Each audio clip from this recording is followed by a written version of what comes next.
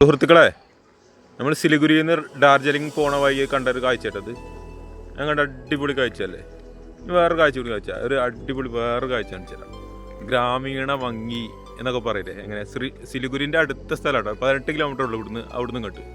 പക്ഷെ അതിൻ്റെ ഇവിടുന്ന് ഇങ്ങോട്ട് പേറ്റും സ്നേഹമുള്ള മനുഷ്യന്മാർ, താഴെ ചെന്ന് കഴിഞ്ഞാൽ മെയിൻ ചെയ്യാത്ത മനുഷ്യന്മാർ. ഇവരിപ്പോൾ എന്ത് ഹെൽപ്പും ചെയ്യും. ഇവിടുത്തെ ആളെ ഈ പീഡിയക്കാരൻ്റെ നമ്പറും കാര്യങ്ങളൊക്കെ നമുക്ക് തന്നിക്കണം. ഇവരൊക്കെ ഇവിടെ ഇരിക്കുന്ന ആൾക്കാരാണ്. ഇതാണ് ആണല്ലോ, ഇതാണ് വേറെ പീടിയ. ഇവിടുന്ന് നമ്മൾ ചായ കുടിച്ച് രാവിലെ ഇതാണ് ഇവരാണ്. ഓക്കെ, ഇവരെ മകളാണ് കേട്ടോ, അവര് ഭാര്യ. ഇവരെ മകളാണല്ലോ. ബാബിയെ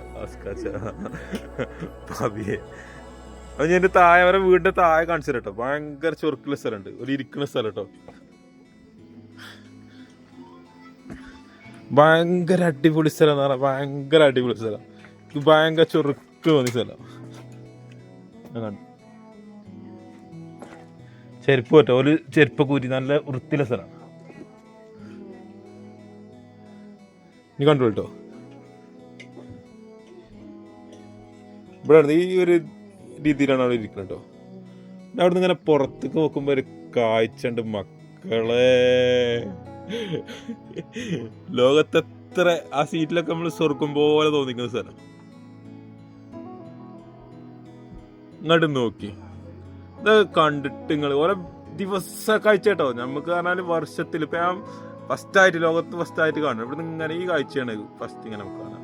അങ്ങനെ അങ്ങോട്ട് കൂടെ തിരിച്ചു കഴിഞ്ഞാൽ വേറെ അടിപൊളി കാഴ്ച. എങ്ങോട്ട് തിരിഞ്ഞാലും അടിപൊളി കാഴ്ച.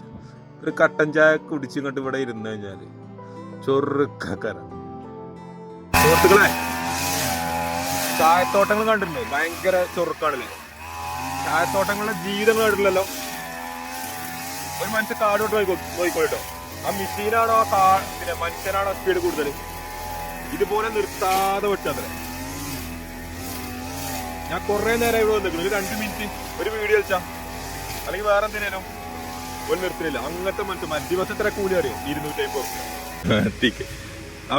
बोलो भाई हम बोलना चाहता हूँ, ये बोलना चाहता हूँ, हमारे चाय बगान का आदमी हूँ मैं, और चाय बगान में इतना मुश्किल से काम कर रहा हूँ. ठीक है. अभी काम किया हमारा 10 साल हो गया. अच्छा. 10 साल में अभी हमारा कुछ भी नहीं मिल रहा है. सैलरी सबसे दिक्कत वाला वो आदमी ये है हमारा काम. अच्छा. सैलरी काम है. अच्छा.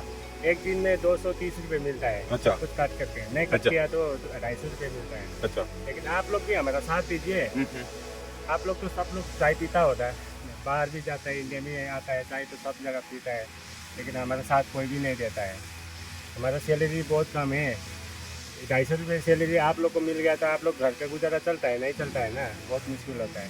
तो इसलिए हम भी बोल रहे हो, आप लोग हमारा मदद कीजिए, हम भी आपको मदद करूँगा.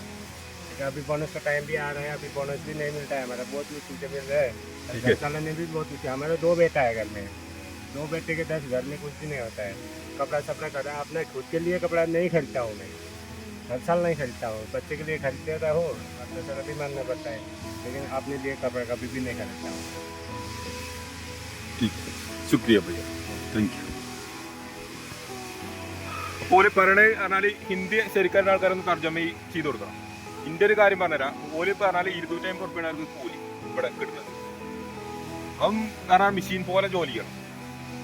പിന്നെ പോലെ ഈ 250 റുപ്യ കൊണ്ട് നമ്മളെ വീട്ടൊന്ന് ചിന്തിച്ച് നോക്കി, 4-5 ആളിൽ ഒരു വീട് ചിന്തിച്ച് നോക്കി എന്താ കാലാവസ്ഥ. 250 റുപ്യ ഒരു ദിവസം കിട്ടിക്കഴിഞ്ഞാൽ നമുക്ക് ജീവിക്കാൻ കഴിയും. അതുപോലെ അടിമകളാക്കി വെച്ചിരിക്കുകയാണ്. ഇതിനെതിരെ പറഞ്ഞാൽ നമ്മളൊരു യൂട്യൂബറോ അല്ലെങ്കിൽ ഒരു ഇൻസ്റ്റഗ്രാമറോ ഒന്നുമല്ല, നമ്മളൊരു 5ാം ക്ലാസ്സുകാരനാണ്. അപ്പോൾ അതിനനുസരിച്ചുള്ളൊരു കാര്യങ്ങളെ എനിക്ക് ചെയ്യാൻ കഴിയുള്ളൂ. അപ്പോൾ അറിയുന്ന ആളുകൾ ഒരുപാടില്ലേ, ഇവരെ ജീവിതത്തേക്ക് നിങ്ങൾക്ക് നിറഞ്ഞു വന്നൂടെ?